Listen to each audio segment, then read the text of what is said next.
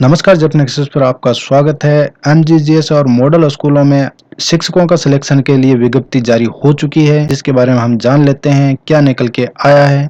सबसे बड़ी बात निकल के जो आ रही है वो अंग्रेजी माध्यम विद्यालयों में इस बार महात्मा गांधी राजकीय अंग्रेजी माध्यम विद्यालय, स्वामी विवेकानंद राजकीय आदर्श विद्यालय एवं अन्य समस्त राजकीय अंग्रेजी माध्यम विद्यालय हैं, उन सभी में इस बार एग्जाम होगा। एग्जाम के द्वारा आप सभी के पेपर होंगे। जो पिछली बार एमजीजीएस के लिए जो रूल्स बने थे उसके अकॉर्डिंग्स एग्जाम इस पद्धति से किए जाएंगे। इनके लिए लिखित परीक्षा होनी है। जो लिखित परीक्षा के लिए इस प्रकार से रहेगा शेड्यूल। अधिकतम 100 अंक की परीक्षा होगी, जिसमें परीक्षा अवधि है वह 90 मिनट की होगी। पास होने के लिए 40 अंक अनिवार्य हैं और कुल प्रश्नों की संख्या 100 होगी। सभी प्रकार के जो पेपर हैं उसमें आंसर हों वो बहुविकल्पीय प्रकार के होंगे। प्रत्येक गलत उत्तर के लिए 1/4 अंक काटा जाएगा। तो साथियों, परीक्षा केंद्र कहाँ रहेगा? हो सकता है आप थोड़ा यहाँ कंफ्यूजन हो, लेकिन यहाँ किसी प्रकार का कंफ्यूजन नहीं है। जहाँ भी आप वर्तमान में पदस्थापित स्थान पर या जिस जिले में है, उसी जिले के किसी निर्धारित परीक्षा केंद्र पर परीक्षा ली जाएगी। इसके लिए प्रत्यक्ष से सूचना दे दी जाएगी।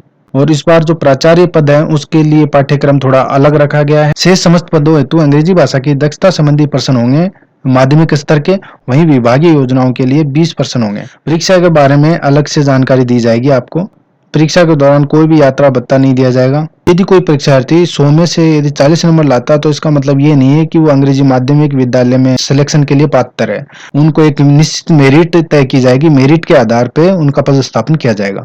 तो यहाँ पे सबसे बड़ी जो शर्त निकल के आ रही है, स्वामी विवेकानंद स्कूलों में पहले 5 साल के बाद स्वयं के गृह जिले में इच्छित स्थान पर नियुक्ति दी जाती थी। जहां तक मुझे पता है, मुझे यही जानकारी है, लेकिन इस बार महात्मा गांधी की तरह इसका कुछ कर दिया गया है, जिसमें 3 वर्ष की अवधि के लिए आपका डेपुटेशन किया जाएगा और उसको भी रिव्यू करा के आगे बढ़ाया जा सकता है। स्पेसिफाइड निदेशक हैं, वो तय करेंगे कि आपको बढ़ाना है कि नहीं बढ़ाना है, और 3 साल पहले भी आपको रिलीव किया जा सकता है। आपको ध्यान रहे कि निदेशक द्वारा समय समय पर आवश्यकता अनुसार चेंज किए जा सकते हैं। जो तीसरा नंबर जो पॉइंट निकल के आ रहा है, अंग्रेजी विद्यालयों में चयन के पश्चात पदस्थापित कार्मिक का मूल शहरों में किसी भी उच्चतर पद पर यदि पदोन्नति हो जाती है, डीपीसी हो जाती है, तो अंग्रेजी विद्यालय में कहीं आप डेपुटेशन हो चुका है तो वहीं पे आपको उसी लेवल पे आप सेकंड ग्रेड हो जाते हैं तो सेकंड ग्रेड के पदों पर समायोजित किया जा सकता है।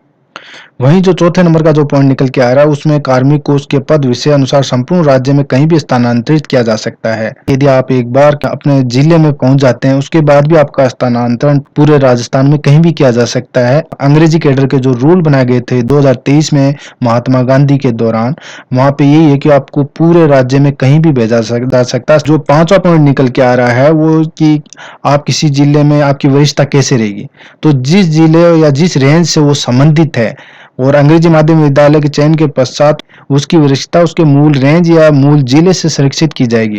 अर्थात उनकी रेंज है जिला परिवर्तन होने के बाद भी, एमजीजीएस या मॉडल स्कूल नया मिलने के बाद भी उसके पूर्व जिले के आधार पे ही उसकी वरिष्ठता बनी रहेगी। उसी के आधार पर उनकी डीपीसी होंगी। आपको यहाँ पे इस प्रकार से सहमति देनी होगी। आप देख रहे होंगे अध्यापक लेवल 2, लेवल 1 और शारीरिक शिक्षा अध्यापक और वरिष्ठ कंप्यूटर निर्देशक, बेसिक कंप्यूटर निर्देशक, पुस्तकालय अध्यक्ष ग्रेड 3 और प्रयोगशाला सहायक के पद दिए गए। सभी पदों में क्रम संख्या 10 पर आप जो देखेंगे तो यहाँ आप पाएंगे कि यहाँ स्टार लगा है। इस स्टार से मतलब यहाँ पे कंप्यूटर शिक्षक के पद के ऊपर अध्यापक लेवल 1 और अध्यापक लेवल 2 है, वो पद विरुद्ध यहाँ पे डेपुटेशन पर कार्य कर सकता है। तो आपको यहाँ पे क्लियर हो जाना चाहिए, कंप्यूटर शिक्षक के पद पर केवल लेवल 1 और लेवल 2 के शिक्षक ही ज्वाइन कर सकते हैं। आप आवेदन 15 जुलाई से लेकर 22 जुलाई के बीच कर सकते हैं। ये शारदा दर्पण पोर्टल पर आपके स्टाफ लॉगिन के द्वारा अप्लाई सेक्शन में जाकर डेपुटेशन पर क्लिक करके अप्लाई कर सकते हैं। यहाँ पे मुख्यतः 3 कैटेगरी दी गई हैं, जिसमें प्राचार्य को सभी 50 जिलों में अप्लाई करने का ऑप्शन दिया गया है।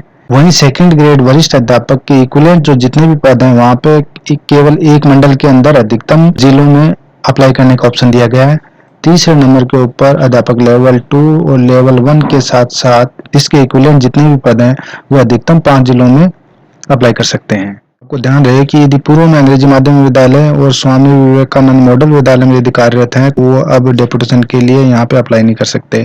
पहले से जो डेपुटेशन पे हैं वह भी यहाँ पे अप्लाई नहीं कर सकते हैं। टीएसपी और नॉन टीएसपी के लेकर यहाँ पे स्पष्ट लिखा गया है कि टीएसपी के शिक्षक टीएसपी में अप्लाई कर सकते हैं और नॉन टीएसपी के शिक्षक नॉन टीएसपी में अप्लाई कर सकते हैं।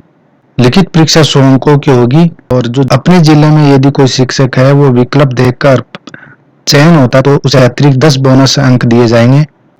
चयनित कार्मिक का पदस्थापन उसके मूल पद के अनुसार ही किया जाएगा। आपके आदेश राज्य मंडल जिला स्तर की सक्षम चयन समिति द्वारा विभागाध्यक्ष के अनुमोदन के उपरांत किए जाएंगे। जिन जिन कार्मिकों का सिलेक्शन होगा उनको काउंसलिंग के द्वारा ही स्कूल दिए जाएंगे। विद्यालयों में पदवार रिक्त पदों की सूची और काउंसलिंग से पूर्व प्रकाशित की जाएगी। जेपनेक्सस के साथ जुड़े रहने के लिए धन्यवाद।